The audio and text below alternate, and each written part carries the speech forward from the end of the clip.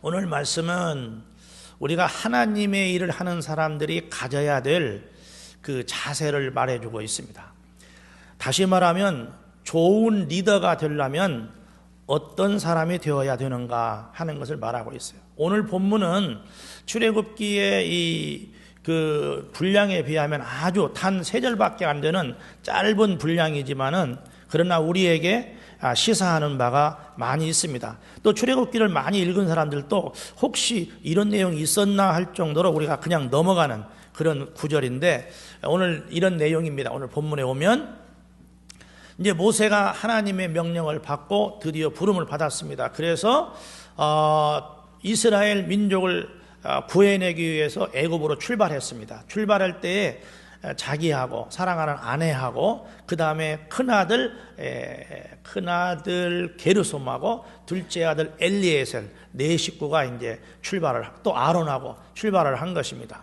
그런데 이제 출발을 해서 가고 있는데 이제 애굽이 가까워오는 어느 이제 지역에서 이제 잠을 자고 있었습니다. 숙소에 야영을 하고 잠을 자고 있는 숙소에서 객사에서 잠을 자고 있는데 갑자기 옆에 자고 있던 모세가 그냥 이 신혈을 앓더니 호흡곤란 이렇게 심장마비가 와서 곧 죽어가는 것입니다.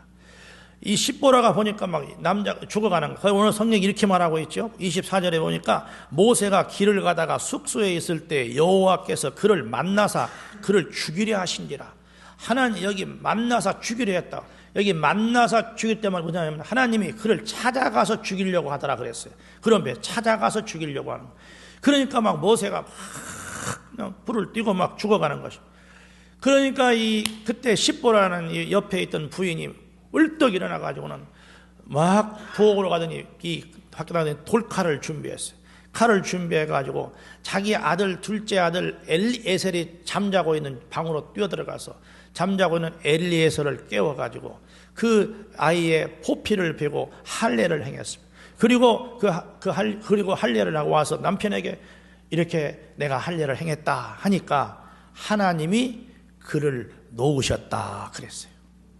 그러니까 쉽게 말하면 엘리에셀을 할례를 행하니까 하나님이 모세를 살리셨다 그 말입니다. 그런 내용입니다.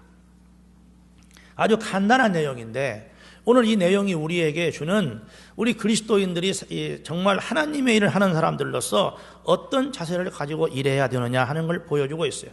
오늘 말씀이 결전을 앞둔 모세는 지금 이렇게 애굽에 가서 바로와 싸워가지고 250만이 되는 이런 자기 이스라엘 백성을 구원하는 큰 일을 하게 가고 있어요.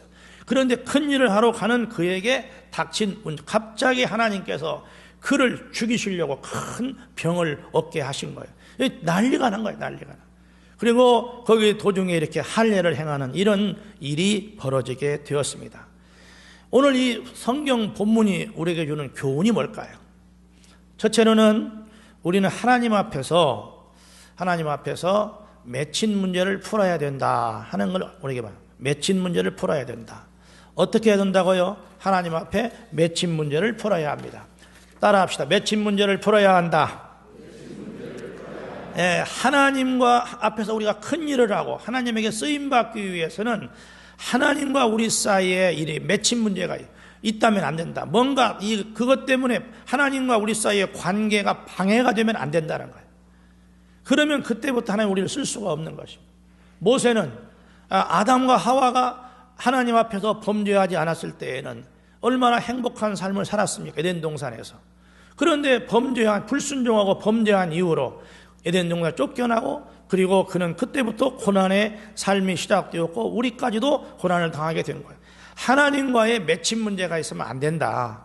이게 하나님 백성들이 큰 일을 앞에 두고 중요한 일을 앞에 두고 반드시 내 앞에 맺힌 문제가 있으면 풀어가야 되는 것입니다. 오늘 본문에 보니까 왜 이렇게 갑자기 하나님이 모세를 죽이려고 했는가 하는 것은 그 다음에 이 십보라는 여인의 행동을 보면 알 수 있어요. 남편이 막 죽어가니까 여기 이제 모세가 길을 가다가 숙소에 있을 때 여호와께서 그를 만나사 그를 죽이려 하시니라. 여호와께서 그를 만나사 죽이려 했다는 말을 원래 원어의 의미는 뭐냐면 하나님께서 그를 찾아서 죽이려고 쫓아갔다 그런 뜻이에요. 그러니까 하나님이 모세를 죽이려고 모세는 안 죽으려고 아마도 막 침대 속에서 막 숨이 막 여보 나 죽게 숨이 막혀요. 막 갑자기 막 이 몸이 이렇게 호흡이 곤란합니다 하고 막 벌쩍벌쩍 뛰는 것입니다. 그러니까는 여기 십보라가 말이지. 그 모세를 치료할 생각을 안 하고 일어나더니 돌칼을 가지고 뛰어가서 엘리에셀에게 가서 엘리에셀의 할례를 행한 것입니다. 그리고 왔더니 모세가 살아나게 된 거예요. 그럼 무슨 얘기입니까 이것은? 이 십보라는 아는 거예요. 뭘 알았느냐? 이게 딱 남편이 막 아파서 죽어가는 그 순간에 이거 왜 그런가? 바로 그 문제구나. 바로 그 문제가 뭐죠? 엘리에셀이 태어났을 때 할례를 행해야 됩니다. 이스라엘 백성들은 난 지 8일 만에 할례를 행해야 됩니다. 그런데 이걸 안 한 거예요. 왜 안 했겠어요? 왜? 이거를 십보라가 마음에 걸려갖고 있다는 것은 십보라는 아는 거예요. 왜 안 했을까요? 모세는 난 지 8일 만에 할례를 행하자 했을 거 아닙니까? 그런데 이 십보라는 여인은 미디안 제사장의 딸입니다. 그러니까 이방인이란 말이지. 뭐라고 했겠어요? 십보라가 아니 여보 그런 걸 왜 해? 괜히 아이한테 고통스럽게 할 필요 없어. 나는 유대인이 아니잖아. 우리에는 그런 거 없어. 나는 그런 풍속 몰라 하고 안 왔다 그 말이죠.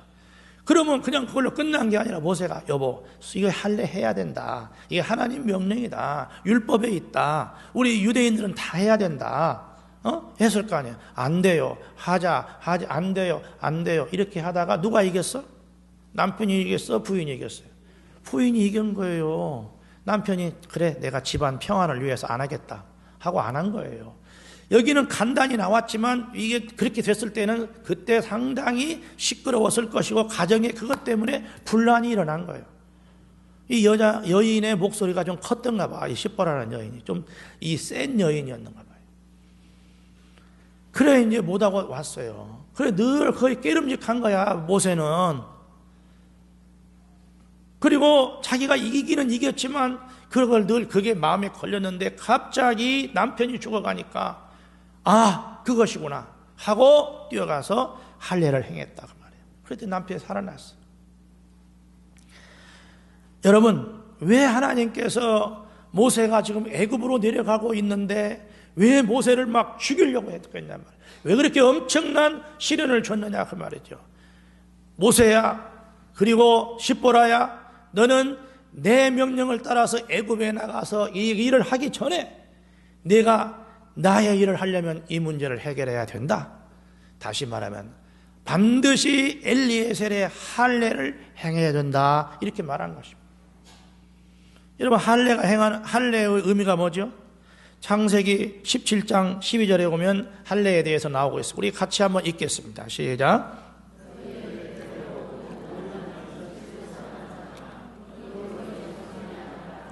이방 사람들에게 돈으로 살 자를 막론하고 난지 8일 만에 할례를 받을 것이라. 다시 시작. 너희 대대로 모든 남자는 집에서 난 자냐 또는 너희 자손이 아니라 이방 사람에게 돈으로 살 자를 막론하고 난지 8일 만에 할례를 받을 것이라. 하나님께서는 창세기 15장에서 하나님과 이 아브람과 언약을 했어. 내년 이맘때 아들을 낳으리라 언약을 하고, 그리고 이제 내가 너를 복을 주겠다. 해변의 모래처럼 그렇게 너에게 복을 주겠다고, 자손을 주겠다고 약속했습니다. 그리고 그 약속의 증표로 뭐냐? 창세기 17장에서 너와 내 사이에 언약을 하는데, 너희들은 이 언약을 지키는 징표로 너희들이 아기를 낳으면, 유대인들은 자녀를 낳으면 8일 만에 누구든지 다 아기를 낳으면 할례를 행해야 된다. 그리고 그 유대인뿐만 아니라 너희들이 사온 노예도, 너희 집에 거하는 사람은 다 8일 만에 이렇게 그 노예들도 다 할례를 행하라고 한 것입니다. 그러니까 이 할례는 첫째는 이것은 유대민족의 징표인 거예요. 하나님과 나와의 약속이다. 다시 말하면 너희가 내 약속의 백성이라고 하는 유대민족이라고 하는 정체성을 확인하는 거예요. 정체성. 당신은 나는 하나님 백성이다. 나는 여호와를 섬기는 사람이라는 표시로 할례를 행하게 한 것입니다. 그러니까 이 할례가 그냥 단순한 것이 아니라 반드시 이스라엘 민족은 할례를 행함으로써 내가 하나님 백성이다 그 표시를 해야 됐다 그 말입니다. 근데 그걸 안 한 거예요. 그러니까 하나님께서 할례를 행하게 한 것입니다. 사랑하는 여러분, 우리가 주님의 앞에서 쓰임받고 주의 일을 하려고 그러고 주님의 은혜를 받으려면은 이런 정체성이 확실해야 되는 거예요. 나는 유대인이다. 나는 크리스찬이다. 나는 신자다 하는 어디서든지 이거를 밝혀야 된다고 말해요. 정체성이 확실해야 된다고 말해요. 나는 크리스찬이다. 이걸 감추면 안 된다는 거예요. 이 행동을 분명하게 해야 된다. 하나님 앞에. 그런데 여러분, 모세는 이스라엘 민족의 지도자고 크리스찬을 대표하는 사람인데 그런 사람이 정체성이 없으면 무슨 일을 한들 소용이 있겠습니까? 아니, 유대민족의 일을 하려면 민족으로서의 자부심이 있어야 되는데 모든 사람이 다 하는데 지도자가 돼가지고 자기 아들은 정체성이 없으면 되겠냐 그 말이죠. 요새 이제 뭐 청문회 하면서 이중 국적에 대해서 말이 많잖아요. 지금은 많이 이렇게 했지만은 이번에 뭐 국정원장으로 되는 사람이 3형제가 있는데 다 이중 국적, 다 미국 시민권을 가지고 있습니다. 하나만 빼고 그 손주까지 다 이렇게 있어요. 왜냐하면 이분이 이제 외교관으로 쭉 돌아다녔기 때문에 그렇습니다. 그러니까 이제 누가 그런 말 했어요. 국정원장이라면 이 가장 이런 민족의 정체성이 확실해야 되는데 당신은 그렇게 외국 시민권을 다 갖고 온 직구가 다 갖고 있는데 이 정체성이 있으십니까? 그렇게 물었잖아요. 여러분, 그것이 정말 중요한 일을 하면 그 나라 정체성이 있어야 되는 거예요. 미국같이 개방된 나라도 말입니다. 여러분, 뭐 나사라든가 우주 나사 이런데 또 아니면은 이런 중요한 또 막 국가정보원 이런 데는요, 자기 백인종 거기서 태어난 미국 시민권이 아니면 아예 취직을 그런 데는 시켜주질 않습니다. 미국 같은 나라도. 심지어는 의사도 전문의도 뭐냐면 제3국인 또 여기 가서 뭐 이렇게 가서 영주권을 취득한 사람, 이런 사람들은 의사도 안 됩니다. 의사도 안 돼요. 의대를 들어가려면 정확하게 거기가 이제 이렇게 가령 뭐 정원이 10명이다 그러면 1명이나 2명, 이것도 시민권 있는 사람. 그런 것이 제3국인은 주질 않습니다. 미국 같은 나라도 그렇게 어떤 부분의 정책, 그러니까 뭐 국방부라든가 뭐 나사라든가 아니면 정보계통은 말할 것이 없는 것입니다. 그러니까 위로 올라갈수록 그런 것입니다. 여러분, 지도자는 정체성이 확실해야 되는 거예요. 하나님을 위해 큰 일을 하는 사람은 내가 그리스도인이다 하는 확실한 정체성이 있어야 되는 거예요. 적어도 목사는 내가 정체성이 나는 목사다. 내가 죽을 먹고 살아도 내가 노동을 하고 살아도 내가 택시 운전을 해도 나는 목사다. 이걸 감추는 사람은 목사의 자격이 없고 지도자의 자격이 없는 거예요. 장로님은 장로님으로서 정체성이 확실해야 되고 권사로서 정체성이 확실해야 된다. 여기 가서는 이렇게 하고 저렇게 하고 자기가 이것은 아니다는 것입니다. 내가 어제 아침에 어떤 모임에 회의에 참석했는데 우리 전주 완산 경찰서의 직원들이 뭐 500명인가 700명 된답니다. 그런데 그 중에서 크리스찬이 한 300명이 넘는데요. 60% 된대요. 그러니까 6, 7은 40이 한 400~500명 된답니다. 그런데 이제 신회를 조직하기 위해서 크리스찬인 사람 이렇게 밝히라고 그러니까 여러분 놀라지 마십시오. 50명만 자기가 신앙인이라고 기독교인이라고 표시하더래요. 그리고 이제 신회를 한다고 그러니까 일단 와보라고 하니까 15명 오더라는 거예요. 500명 중에서. 그러면서 이게 오늘날 한국교회 교인들의 현실이라는 거예요.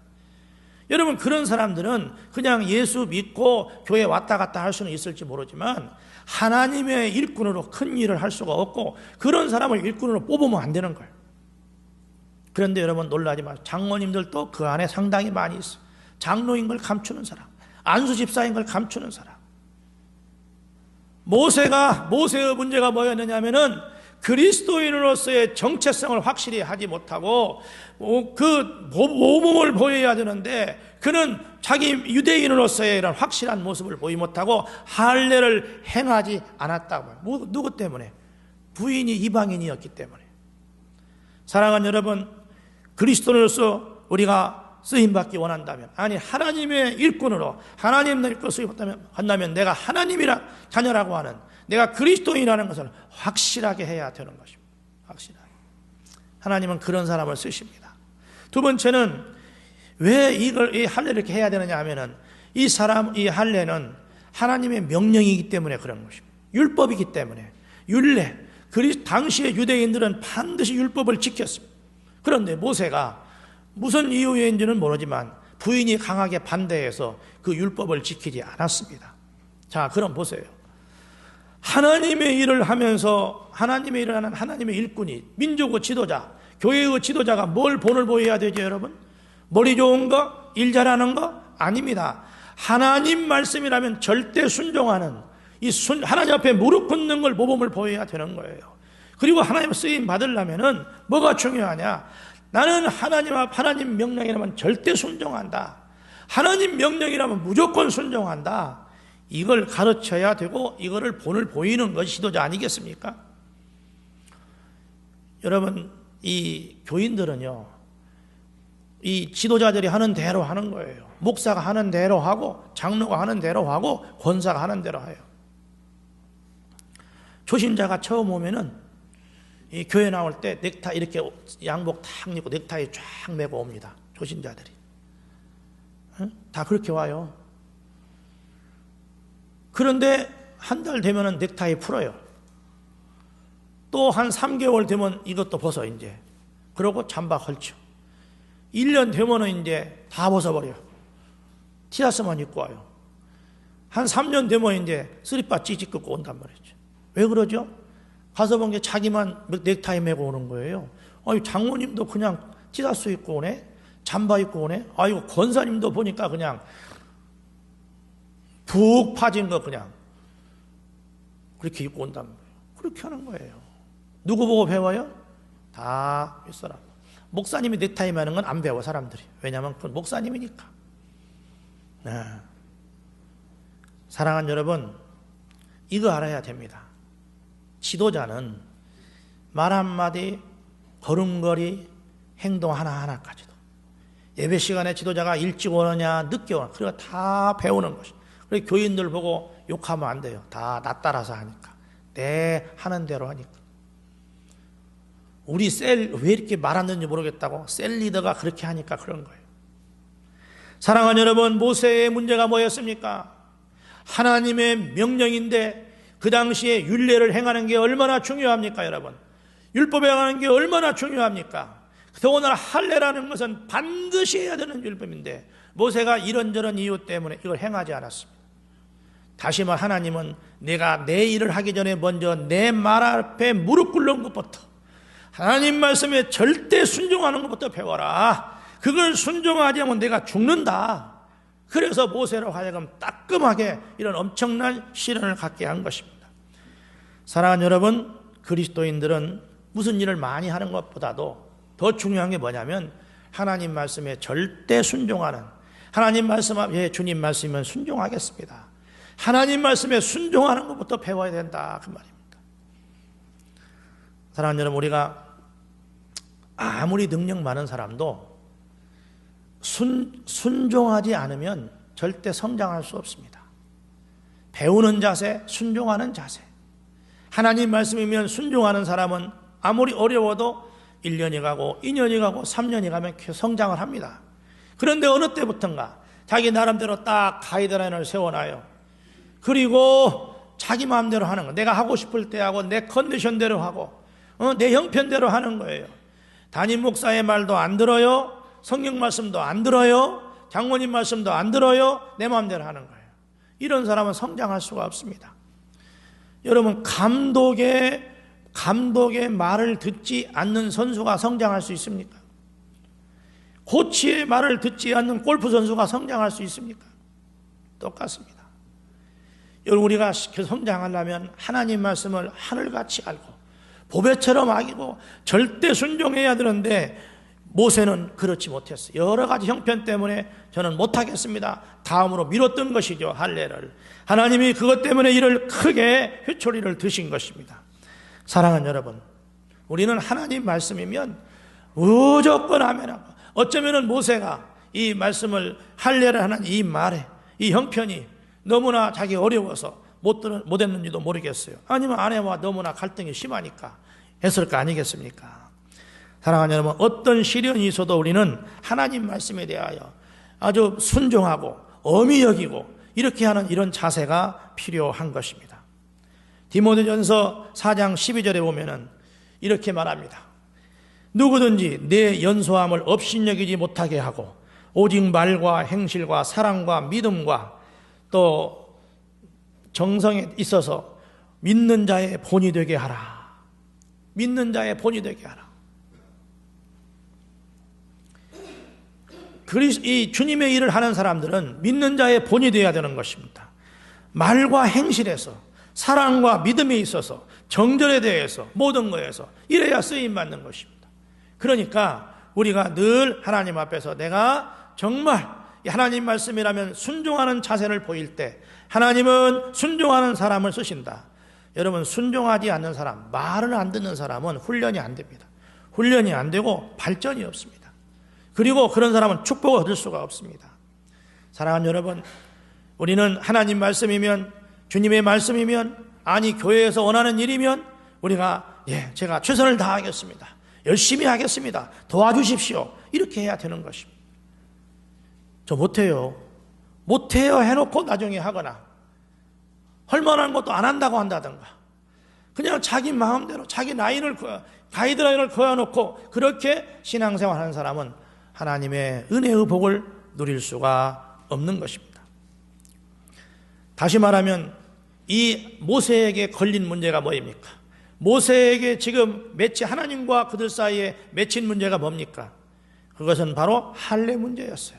이 할례를 행하지 아니함으로 유대인으로서의 정체성도 잃어버렸고, 이 할례를 행하지 아니함으로 말미암아 하나님 앞에 순종하는 것도 못하고 불순종하게 되었어요. 이 걸린 문제, 이 하나님과 자기들 사이에 이 맺힌 문제, 얽힌 문제, 이것을 풀어야 했습니다. 그래서 하나님은 이거를 풀지 않고는 내가 가서도 안 되고 가서 일도 성공할 수 없다, 이것입니다. 우리가 죄를 끌어안고는, 이 죄를 회개하고 풀어놓지 않고는 하나님 앞에 나가서 우리는 해도 뭐니 될 수가, 사업도 안 되고 건강도 안 되고 모든 게 다 안 되는 것입니다. 맺힌 문제가 있으면. 사랑하는 여러분, 도덕적인 문제로 하나님과 나 사이에 숨은 죄가 있다면 회개하시기를 바랍니다. 물질 문제로 하나님과 나 사이에 숨은 문제가 있다면 회개하시기를 바랍니다. 사람과 사람 사이의 문제로 하나님과 나 사이에 나만 아는 죄가 있다면 회개해야 됩니다.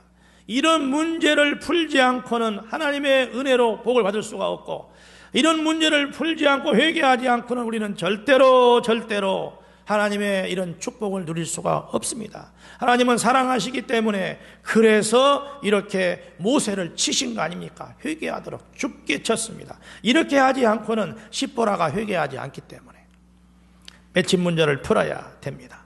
옆 사람하고 악수합시다. 우리 하나님 앞에 맺힌 문제를 풉시다. 시작. 하나님 앞에 맺힌 문제를 풉시다. 네. 뒷사람하고 다시 하나님 앞에 맺힌 문제를 풉시다. 네. 나만 크게 하고 다른 사람들은 웃기만 하고 그렇게. 네. 이런 사람도 맺힌 문제 있어요. 교회에 오면 말씀이 안 들어오고 늘 졸리기만 하는 사람도 뭔가 맺힌 문제가 있으니까 안 풀게 졸리는 거예요. 3명 있어, 3명. 이쪽 줄에 2명, 이쪽 줄에 1명. 그래서 악수하라고 한 거예요. 옆 사람하고 악수. 졸지 맙시다. 졸지 맙시다. 졸지 맙시다. 이거 지금 다 녹화되고 유튜브에 뜹니다. 쪽팔리는 거예요, 지금. 이제 앞으로는 카메라를 앞에 잘 치해서 조는 사람을 다 철저량해서 띄워요. 지금 없어요. 놀라지 마. 우리 성인 형제는 막 바라보는데 없어요. 우리 교회 안에 카메라 없습니다. 그러나 하나님이 보고 계십니다. 사랑하는 여러분, 맺힌 문제를 풀어야 됩니다. 첫째로 정체성, 내가 그리스도인으로서의 정체성을 확실히 하라. 어디 가서든지 나는 권사입니다. 나는 장로입니다. 나는 재헌교회 교인입니다. 나는 목사입니다. 이걸 먼저 전제해놓고 살아야 돼. 하나님 역사하시라. 직장 생활 하시면서 어려움 많으시죠? 직장인이 예수 안 믿는 사람은 얼마나 힘든지 봅니다. 그런데 큰일 할 사람들은 그런 걸 뚫고 나가는 거예요. 물론 말하는 태도는 우리가 잘해야 되겠죠. 말하는 태도는 공손하게. 국장님 참 감사한데요. 사실 제가 재헌교회 집사예요. 국장님 생각하면 제가 술도 마시고 같이 해줘야 되는데 너무 고통스럽습니다. 죄송합니다. 이렇게 하는 거예요. 한 번만 넘어가면 되는 겁니다. 그리고 기도하는 거예요. 하나님, 다음번에는 술 안 먹는 국장 오게 해주세요. 올까요? 안 올까요? 술 안 먹는 된장이 옵니다. 국장이 가고 된장이 와. 그렇게 오는 거예요. 오는 거예요.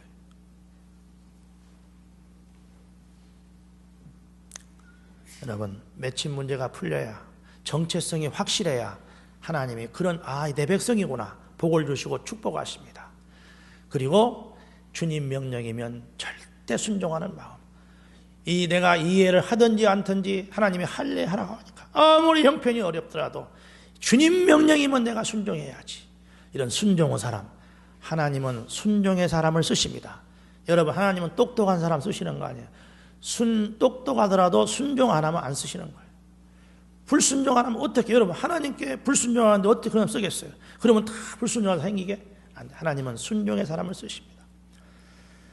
세 번째는요, 우리가 하나님의 일을 하되 하나님의 명령에 순종하되 하나님의 이 율례를 지키되 기쁘고 즐거운 마음으로 해야 됩니다.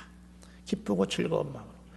마지못해서 하고 억지로 하고 이 불평하면서 하면 하나님은 그런 사람을 받으시지 않습니다. 하나님은 그런 사람은 일을 받지 않으십니다.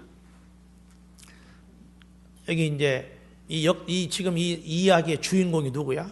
이 이야기의 주인공이라기보다는 이 이야기의 지금 주된 인물이 누구냐면 십보라라는 여인이잖아요. 자, 이 보세요. 십보라라는 여인이 어떤 여인일까요? 우선 이 여인이 보니까 안 믿는 여인이에요. 미디안 여인이에요. 미디안. 그러니까 문화적 종교적 충돌이 있었어요. 누구하고? 모세하고. 그래 모세가 지었단 말이지. 문화적인 충돌이나 종교 충돌이 있으면 그래도 남편의 권위를 생각해서 이렇게 해야 맞지 않아요? 나는 예수를 안 믿지만 당신이 믿는 하나님, 나는 순종하겠습니다. 그런 사람들이 있잖아요. 부인들, 리브가 같은 사람도 그렇고. 남편이 믿는 하나님이니까 제가 믿겠습니다. 이러면 복 받았을 텐데, 남편하고 너나 나 똑같이 1대1인데 다 똑같이 인격체인데 누가 센가 해보자. 할래 해라. 안 한다. 할라. 안 한다. 안 한다. 누가 이겼어요? 십보라가 이겼어요. 목소리 큰 여자가 이긴 거예요. 이게 여자가 보통 머리가 센 여자가. 아니 예수를 안 믿으면 좀 공손하게라도 했으면 썩었는데 그렇지 못했던 것 같아. 우리말로 하면 억시였어. 억시여. 이 여자나 남자나 억신 것이 문제예요. 하여튼 그래서 뭐였어요. 그리고 보세요. 그 다음에 이게 이 여자가 얼마나 센 여자인가. 자 이제 그래서 끝까지 안 해가지고 막 이제 늘 그걸로 마음에 갈등을 하면서 어디까지 왔어요? 애고 앞에까지 왔는데 그때까지도 회개를 안 한 거예요.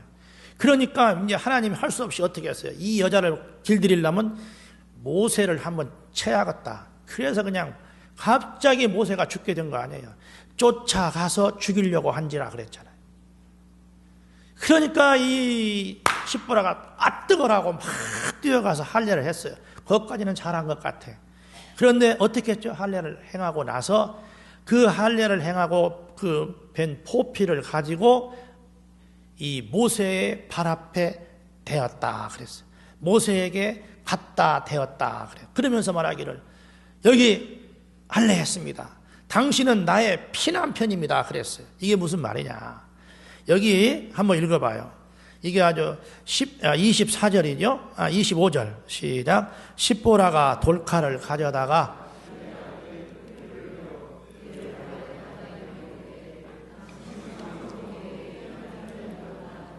다시 읽겠습니다. 시작. 십보라가 돌칼을 가져다가 그의 아들의 포피를 베어 그의 발에 갖다 대며 이르되 당신은 참으로 내게 피남편이로다 하니 그 발에 갖다 대어 포피를 베은 그 증거를 남편의 발에 갖다 대어 가로되 갖다 대었다 그랬어요. 이게 뭔 뜻일까요? 갖다 대었다. 이걸 이제 제가 성경을 여러 번 뒤져봤는데 다 갖다 대었다 그렇게 해요. 영어 보니까 터치했다, 갖다 놓았다, 갖다 대었다 그랬어요. 그런데 이 앞뒤 문맥을 보면은 어떻게 해서 여보 할례 했어요. 여기 엘리에셀의 포피 있잖아요. 여기 있습니다. 공손했을까요? 어떻게 했을 것 같아요? 여보 그래 할례 해왔어. 여기 보셔봐. 여기 발밑에 놓는 거 이렇게 했을까? 전자일까요? 후자일까요? 여러 가지 정황으로 볼 때 후자예요. 후자예요. 그런데 이 갖다 대었다는 이 말을 옛날 성경, 우리 이 개역 성경, 이 전의 성경은 이렇게 번역을 했어요. 갖다가 모세의 발에 던지며 가로되, 모세의 발에 던지며 가로되, 모세의 발 앞에 던지며 가로되, 갖다 던져버렸어요. 그런데 원문을 보면 갖다 대었다고 그랬어요. 터치라고 했어요. 이게 맞는데 왜 옛날 성경은 갖다 던졌을까? 의역을 한 거예요. 의역. 그러니까 어떻게 보면은 우리 정서로는 옛날 개역 성경에 있던 그게 더 잘 됐어요. 내가 볼 때는 의역을 더 분위기에 맞는 거예요. 여기 갖다 대었다는 말은 잘 이해가 안 가잖아요. 갖다 놓았다고 하고 갖다 대었다 그랬거든요. 갖다가 터치했다 그 말이에요. 던졌다 수도 있고 그냥 줄 수도 있고 여기 보라 갖고 왔다고 이렇게 말하는 것입니다. 그래서 아주 기분 나쁘게 한 거예요. 모세가 아니 말하면 이 십보라가 아주 그냥 말하자면은 막 이걸 하기로 했는데 남편이 죽으려고 하니까 하기로 했는데 억지로 한 것이고 막 마지못해서 하고 막 화가 나서 하고 막 내가 이걸 꼭 해야 되는가 하고 막 화가 나서 한 거예요. 그 다음에 그랬죠. 그러면서 하는 말이 내 당신의 피남편이다. 나는 당신은 나의 피남편이다. 이 피남편이란 말을 왜 했냐면 그 다음 6절에 나오죠. 이것은 할례 때문이다. 피남편이라 함은 할례 때문이었더라. 할례를 하고 와서 했다 그 말이에요. 그러면 이제 할례를 한 경건한 남편이다 그렇게 말하는 뜻이겠는가? 많은 주석가들은 말하기를 여기 피남편은 당신 때문에 내 아들이 이렇게 피를 흘리게 되었다. 당신 때문에 내 아들이 이렇게 고통을 당하겠다. 이 고통을 주는 남편이다 아들에게 그 종교 때문에 그런 책망조로 한 말이라고 많은 학자들이 번역을 하고 있어요. 그렇게 주석을 하고 있어요. 어찌 되었든 피남편이라 이렇게 말.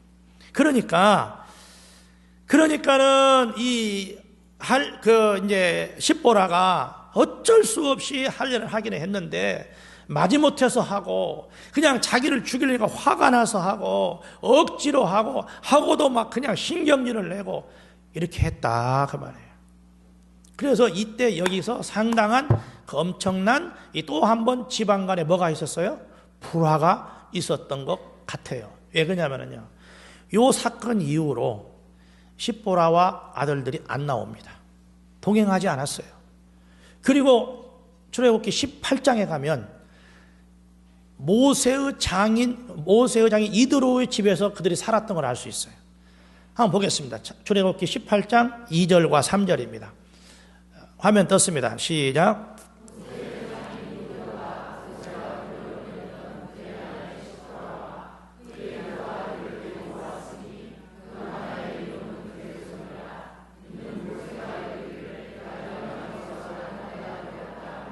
예, 거기 18장 2절에 보면은 이제 여기 이 장면은 뭐냐면은 모세가 출애굽을 마치고 이제 백성들을 데리고 홍해 바다를 건너서 이제 광야길을 가고 있는데 미디안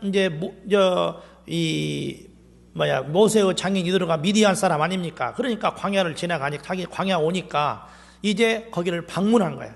모세를 방문할 때 이렇게 말하잖아요. 2절에 봐요. 2절에 모세를 방문했을 때 모세가 보내었던 그렇게 말했어요. 모세가 돌려보냈던 그 아내 십보라와 자식들을 돌려보냈던 십보라. 그러니까 언제 돌려보냈겠어요? 이때 돌려보낸 거야. 그래 이 이후로는 4장 이후로는 이 출애굽 역사에서 안 나오는 거야. 그리고 그날 이제 18장에서 처음 만나는 거야.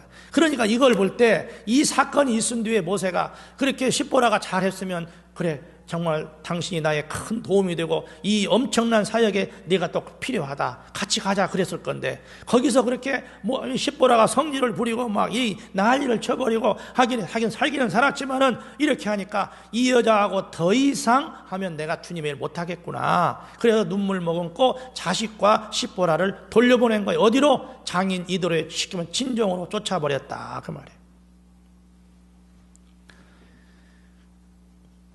이 십보라가 하나님 명령에 순종을 했어요. 억지로 했어요. 남편 살리려고. 마지못해서 했어요. 신경질 내면서 했어요. 화를 내면서 했어요. 길길이 뛰면서 한 거예요. 길길이 뛰면서. 하나님은 그를 용서하지 않았어요. 모세도 더 이상 주님의 일에 안 되겠구나. 여러분 여기서 우리가 이 동역이라는 게 얼마나 중요하고 이 결혼이라는 게 얼마나 중요한지 이런 게 얼마나 이런 게 심각한지 알 수 있어요. 하나님의 축복의 걸림돌인 거예요. 그러니까 우리가 기도 많이 해야 되는 거예요. 기도 많이 해야 되는 거예요. 어찌됐든 그러니까 이 십보라가 기왕에 이렇게 정말 하나님 은혜로 남편과 결혼 잘 살게 되었으면 남편을 생각해서라도 하나님을 잘 섬기고 했어야 되고 또 이렇게 이제 정말 진정한 회개를 하고 하나님께 회개하고 하나님 잘못했습니다. 제가 앞으로 남편 모세와 함께 하나님 잘 섬기겠습니다. 그리고 제가 순종하겠습니다. 그리고 제가 이렇게 하나님 백성으로 정체성을 갖고 살겠습니다 했으면 좋았을 텐데 억지로 한 거예요. 억지로. 사랑하는 여러분, 우리가 하나님 앞에 신앙생활할 때 억지로 하면 안 되는 거예요. 억지로 하면 안 되네요. 헌신 봉사할 때 억지로 하면 안 되는 것이에요. 하나님의 명령 순종하고 주일 지키라. 우리가 주님의 십자가의 은혜로 말미암아 예수가 나를 위하여 십자가에 죽으셨고 내 생명 구원하셨는데 그래서 내가 지금 이렇게 하나님 자녀가 되었다면 그래서 지금 이렇게 축복을 누려요. 하나님은 자녀의 축복 주셨죠. 물질의 축복 주셨죠. 건강의 축복 주셨잖아요. 그랬으면 어떻게 하겠어요? 이 주일날 기쁘고 즐거운 마음으로 일주일 내내 나를 위해 살았는데 주일날 하루만이라도 주님 앞에 영광 돌리고 기왕에 주님 예배 드리는데 제가 즐거운 마음으로 드리겠습니다 하고 드려야 하는데 교회 오면서 남편하고 싸우고 아내하고 싸우고 오기 싫어서 늦게 오고 또 오면서도 불평하고 교회 와서도 뭐 설교가 기네 짧네 뭐 더우면 덥다고 추면 춥다고 누가 보기 싫다고 뭐 교회가 어떻고 이렇게 하고 뭐 좀 일하면서 청소하면서 이걸 왜 우리가 해야 되느냐 뭐 이렇게 하고 헌금하면서 교회는 맨 돈만 걷는다 뭔 일이 돈을 좋아하는지 모르겠다 뭐 등등 그냥 한 번도 기쁘고 즐거운 마음으로 하지 아니하고 마지못하여 억지로 이렇게 할 때 하나님은 그런 봉사와 그런 걸 원치 않으신다 그 말이에요. 신명기 26장 16절을 한번 같이 읽겠습니다. 신명기 26장 10절입니다. 시작. 오늘 네 하나님 여호와께서 이 규례와 법도를 행하라고 네게 명령하시나니 그런즉 너는 마음을 다하고 뜻을 다하여 지켜 행하라. 여러분 하나님의 규례와 법도를 기왕에 지키는데 어떻게 지키라고요? 마음을 다하고 뜻을 다해서 지키란 말이에요. 이게 무슨 말이죠? 전심전력하라. 전심전력하고 마음을 해라. 여러분 마음을 들여서 하면 즐거울까요? 기쁠까요? 슬플까요? 즐겁죠. 네, 청년에 물어봤어요. 마음을 다하고 뜻을 다하면 어떨까요? 그러니까 매우 즐겁죠. 어떤 청년이 딱 그러더라고. 그렇습니다, 여러분. 마음을 다하고 뜻을 다하는 그 결과는 뭐냐면 즐거워요. 어제 삼남 성교회와 청소를 하는데 즐겁게 하더라고. 5명인가 하는데 4명인가. 너무 빨리 해서 내가 와본 게 금방 끝나버렸어요. 번개같이 해버렸어요. 근데 매우 잘했어요, 번개같이. 내가 밥 좀 안 먹어 그랬더니 너무 빨리 끝나서 못 먹는데요. 아따 그래도 말이라도 좀 목사님 식사하실까요? 그러지. 그냥 또 너무 빨려서 그냥 얼른 가버려 나와서 본 게 내가 국수 사주려고 그랬더니 사실 그때 사실 4시니까 뭐 농담으로 그랬죠.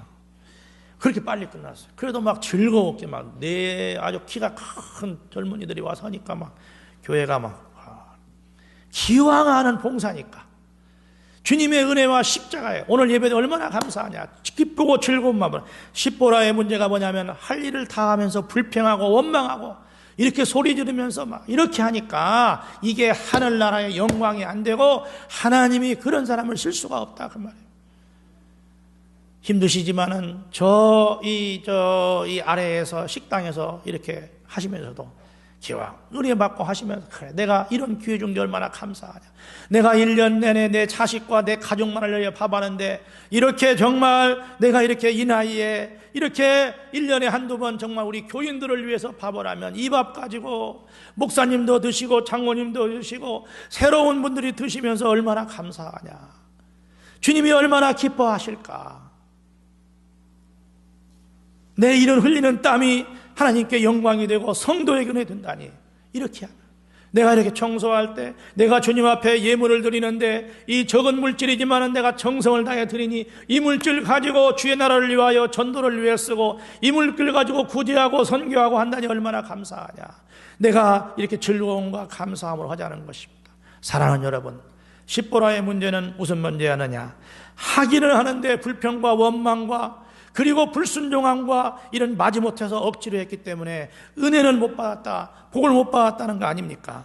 주의 일꾼들은 기쁘고 즐거운 마음으로 감사함으로 힘을 다해서 해야 되는 것입니다. 오늘 내 하나님 여호와께서 이 규례업들을 행하라고 내게 명령하시나니 그런즉 너는 마음을 다하고 뜻을 다하여 지켜 행하라. 저와 여러분이 정말 기쁘고 즐거운 마음으로 마리아와 같이 그렇게 봉사하기를 주의 이름으로 축원합니다.